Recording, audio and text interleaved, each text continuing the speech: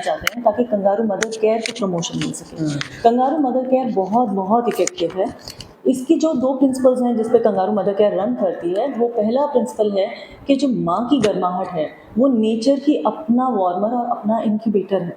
तो एक वार्मर की केयर से बेटर रहेगा माँ की गर्माहट बच्चे को मिले। दूसरी जो चीज़ है वो है ज़ीरो सेपरेशन पॉलिसी।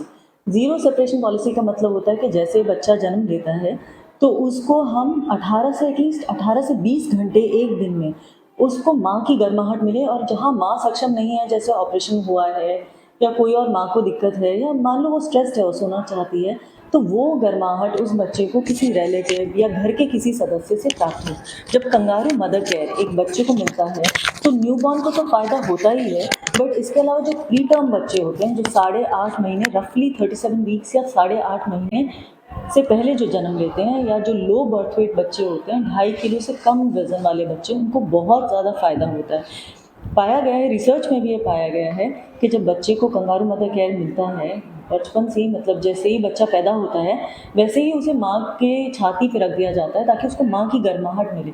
और जब उसे माँ की गर्माहट मिलती है, जो उसको फ़ायदा होता है, एक तो ये है कि इमीडिएट ब्रेस्ट फीडिंग शुरू हो जाती है, एक्सक्लूसिव ब्रेस्ट फीडिंग को सपोर्ट मिलता है। दूसरा ये है कि जब बच्चे पैदा होते हैं उनके अंदर वो कैपेबिलिटी नहीं होती कि वो अपना टेम्परेचर रेगुलेट कर सकें, तो हाइपोथर्मिया से बचाव होता है।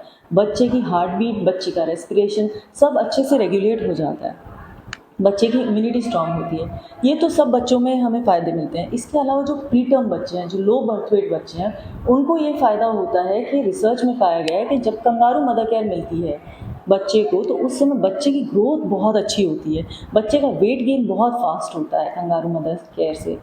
और जो माँ को फ़ायदा होता है वो ये है कि माँ के अंदर पोस्टपार्टम डिप्रेशन के चांसेस कम हो जाते हैं, एंग्जाइटी के लेवल्स कम हो जाते हैं, बच्चे की इम्यूनिटी स्ट्रांग हो जाती है। जब इतने सारे फ़ायदे कंगारू मदर केयर से मिलते हैं तो एक kangaroo mother care unit establish करने से यही कंगारू मदर केयर जो है लोगों के अवेयरनेस में आता है, लोगों को खुद समझ में आने लगता है कि हाँ, ये एक स्पेशल तरीका है बच्चे को पालने का, ये एक स्पेशल तरीका है बच्चे को एक एडेड एडवांटेज देने का। मैम, इंटरेस्टिंग पॉइंट आपने बताया कि अगर माँ कोई क्रिटिकल हालत में है तो उस समय घर का कोई सदस्य है, चाहे वो पिता है या फिर कोई दादी है या बुआ है या फिर कोई दूसरा सदस्य है, वो भी कंगारू मदर वाली बच्चे को दे सकता है। तो क्या उतना ही फ़ायदा मिलता है जितना बच्चे की माँ से मदर से मिलता है? बिल्कुल सही है। बच्चे को उतना ही फ़ायदा मिलता है क्योंकि वो एक बॉन्ड है, वो एक लव का बॉन्ड है, प्यार का बॉन्ड है जो बच्चे को मिलता है। तो वो बच्चे के अंदर जो वो है रिस्पॉन्स है वो वही होता है, माँ से तो है ही, बट इसके अलावा जो ये जिसे हम कहते हैं रिलेटिव्स हैं या पेरेंट्स हैं और ग्रैंड पेरेंट्स हैं, उन सब से भी उसी तरह का बेनिफिट प्राप्त होता है। अगर हम कंगारू मदर केयर की बात करें तो ग्रेटर नोएडा में तो बादलपुर हुआ या फिर दूसरी जगह हुआ, वहाँ पे है। लेकिन नोएडा की बात करें तो नोएडा जिला अस्पताल में या फिर CSC भंगेल, जहाँ पे सबसे ज़्यादा डिलीवरी एक महीने में अगर 200-250 का आंकड़ा जो पार होता है, यहाँ नहीं है। तो आने वाले समय में आपकी तरफ से क्या इनिशिएटिव लिए जा रहे हैं, क्या अप्रोच लगाई जा रही है सरकार से या स्वास्थ्य विभाग से, ताकि आने वाले समय में यहाँ भी वो चीज़ इस्टेब्लिश हो? देखिए सुमित, जो चीज़ जाती है इस चीज़ के पीछे कि कंगारू मदर केयर यूनिट का फ़ायदा क्या है। इंडिया में जो बच्चे पैदा होते हैं 30% बच्चे या 1/3 जो बच्चे हैं वो सारे लो बर्थ वेट होते हैं या प्री टर्म होते हैं। तो उन बच्चों को बहुत फ़ायदा होगा एक kangaroo mother care unit establish होने से। कंगारू मदर केयर यूनिट जब बनता है तो उसमें जो प्रपोज़ल है वो नेशनल हेल्थ मिशन तो इन्वॉल्व होता ही है, साथ में स्टेट एडमिनिस्ट्रेशन, डिस्ट्रिक्ट एडमिनिस्ट्रेशन भी इन्वॉल्व होता है। तो उन सब के कोलैबोरेशन से कंगारू मदर केयर यूनिट बनता है। और आजकल कंगारू मदर केयर यूनिट की एस्टैब्लिशमेंट की तरफ एक लोगों का अवेयरनेस बढ़ गई है। तो ज़रूर है कि एक कंगारू मदर केयर यूनिट बनने का विद टाइम डेवलप होगा।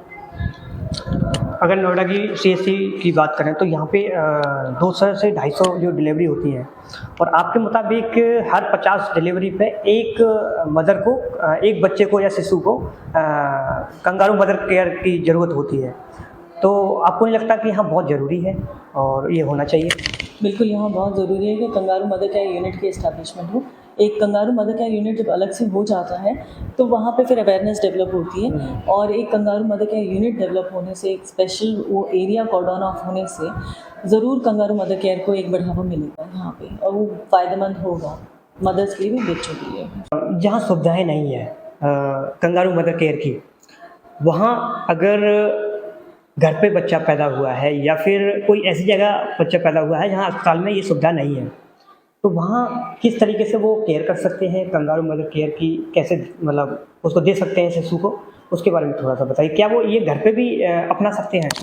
सुमित, ये सवाल तुम्हारा बहुत अच्छा है, क्योंकि ये एक्चुअली एक पॉइंट है कि ऐसी कई जगह हैं जहाँ पे कंगारू मदर केयर इतना प्रमोटेड नहीं है, इतनी अवेयरनेस नहीं है। तो ऐसी जगहों पे क्या करना चाहिए, ये है कि जैसे ही बच्चे की डिलीवरी हो जाती है, आइडियली कंगारू मदर केयर में ये होता है कि ओलना कटते ही, अम्बिलिकल कॉर्ड कटते ही बच्चे को माँ के एब्डोमेन पे लिटा दिया जाता है और बच्चा फिर क्रॉल करके माँ के चेस्ट पे जाके ब्रेस्ट फीडिंग शुरू करता है। तो इससे क्या होता है कि बच्चे की एक्टिविटी बढ़ जाती है और साथ ही साथ मदर के पोस्टमार्टम हेमरेज होने के चांसेस घट जाते हैं, क्योंकि वो बच्चा पेट पे होता है। तो अब ये है कि जिन जगहों पे, जिन फैसिलिटीज़ में ये चीज़ अवेलेबल नहीं है, क्या कर सकते हैं कि जैसे ही बच्चा पैदा होता है माँ के बगल में लिटा दें, माँ की छाती से लगा दें, और उसके बाद ये चीज़ का ध्यान रखें कि 18 से 20 घंटे एटलीस्ट बच्चे के पास कोई ना कोई अडल्ट रिलेटिव या फिर मदर के कांटेक्ट रहे बच्चे के साथ। दूसरी चीज़ ये है कि कब तक कंगारू मदर केयर कर चलाना है।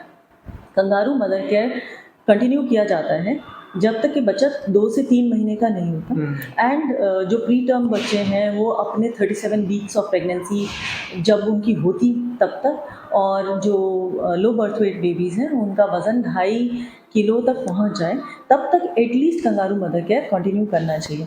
अब तुम देखोगे सुमित, पहले के ज़माने में गाँव के अंदर जैसे होता था कि बच्चे को माएँ अपने साथ चिपका के बांध लेती थी कपड़े से, तो वो एक कंगारू मदर केयर का ही एग्जाम्पल है। तो वो एक सिंपल और इफ़ेक्टिव तरीका है कि बच्चे को अपने से चिपका के रखें, काम करते वक्त भी बच्चा साथ रह सकता है, स्किन टू स्किन मेंटेन हो सकती है। मैम, हमारे दर्शकों के दिमाग में एक सवाल ज़रूर आएगा कि जो इनके बारे में नहीं जानते हैं या फिर जानते हैं तो बहुत कम जानते हैं, अस्पतालों में कंगारू मदर केयर जो यूनिट होती है उसमें सुविधाएं क्या क्या होती हैं, क्या क्या फैसिलिटी होती है? देखिए, कंगारू मदर केयर स्टार्ट करने के लिए स्पेशल कोई सुविधा की इतनी ज़रूरत नहीं होती है। बेसिकली किसी भी पोस्ट नेटल एरिया में या जहाँ पे डिलीवरी हो, पोस्ट डिलीवरी एरिया में कंगारू मदर केयर स्टार्ट किया जा सकता है, क्योंकि ये एक तरह से लो कॉस्ट इफ़ेक्टिव तरीका है। इसमें क्या कर सकते हैं कि जो कंगारू मदर केयर यूनिट्स हैं स्पेसिफिकली, उसमें एक मदर का बेड होता है, एक वार्मर होता है, एक रिक्लाइनर चेयर होता है और एक अटेंडेंट के लिए स्पेस होता है, साथ में कर्टन्स होते हैं ताकि प्राइवेसी मेंटेन की जा सके। अब इतनी सुविधा तो एक पोस्ट डिलीवरी एरिया में भी प्राप्त हो जाती है। तो kangaroo mother care unit specifically ना भी हो तो भी पोस्ट डिलीवरी एरिया में अगर इन चीज़ों की अवेलेबिलिटी मेंटेन कर दी जाए तो फिर आराम से कंगारू मदर केयर मेंटेन किया जा सकता है। तो ये हमारे साथ थी CMS मैटरनिटी विंग की डॉक्टर मीरा पाठक, उनसे हमने बात की तो उन्होंने बताया कि कंगारू मदर केयर की शिशु को खास ज़रूरत होती है और उन बच्चों को जो प्रीमेच्योर डिलीवरी में पैदा होते हैं या फिर जिनका वेट जो है बहुत कम होता है।